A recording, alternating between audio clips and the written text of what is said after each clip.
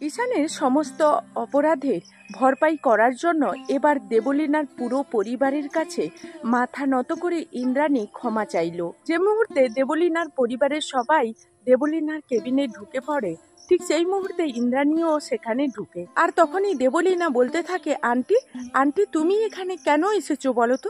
এবং আন্টি, আমি এখনই আমার মাকে বলছিলাম, সে আমাকে কেন বাঁচালো। ওইভাবে হয়তো আমার মা আমাকে রেখে দিলে তাহলে হয়তো আমি মরে যেতাম, আর এই পৃথিবী ছেড়ে যদি চলে যেতাম, আর আমি মরে গেলে অনেকেই হয়তো আমার জন্য শান্তি পেত। কারণ আমি যতদিন পর্যন্ত ঈশানের জীবনে থাকবো ততদিন ঈশানকে এইভাবে মিথ্যের আশ্রয় নিতে হতে পারে। কারণ আমি চাই না যে আমার কারণে সকলের জীবনে অশান্তি শুরু হোক।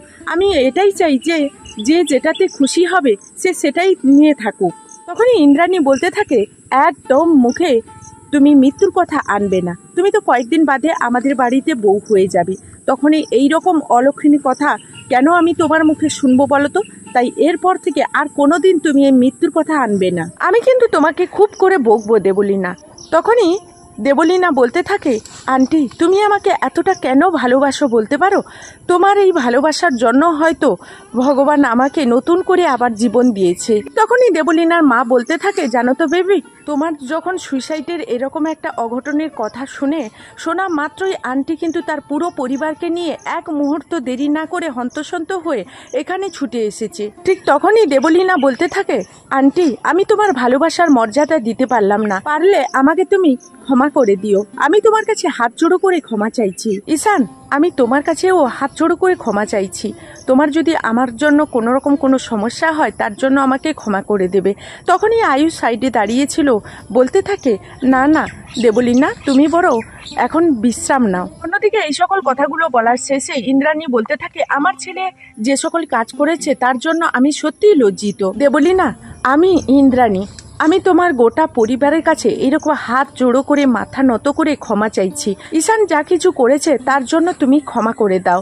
ওই এরপর থেকে তোমাকে এইরকম অপমান করার কোনো দুঃসাহস দেখানোর চেষ্টাও করবে না। এই সকল কথা বলেই যখন ইন্দ্রাণী আর রাজশেখর সেখান থেকে চলে যায়, ঠিক সেখান থেকে যখন ঈশান বেরোতে যাবে তার পর মুহূর্তে ঈশানের সঙ্গে রোশনের ধাক্কা লেগে যায়, আর রোশন তখন ছুটতে ছুটতে হসপিটালের দিকে যেতে থাকে।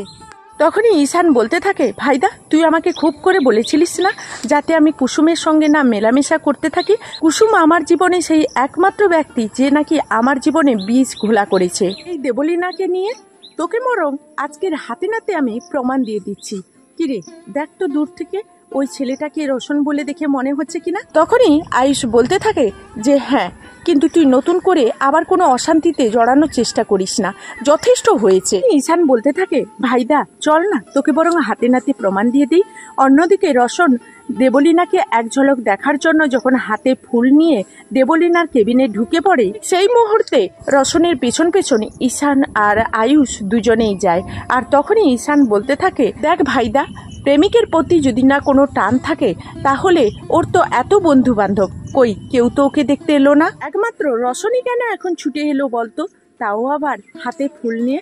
ভাব ভাইদা ভাব। তো বন্ধুরা, এই ছিল কুসুম ধারাবাহিকের নতুন আপডেট। আবারও নেক্সট আপডেট নিয়ে তোমাদের সামনে খুব তাড়াতাড়ি হাজির হয়ে যাব। তো এখনকার মতো টাটা।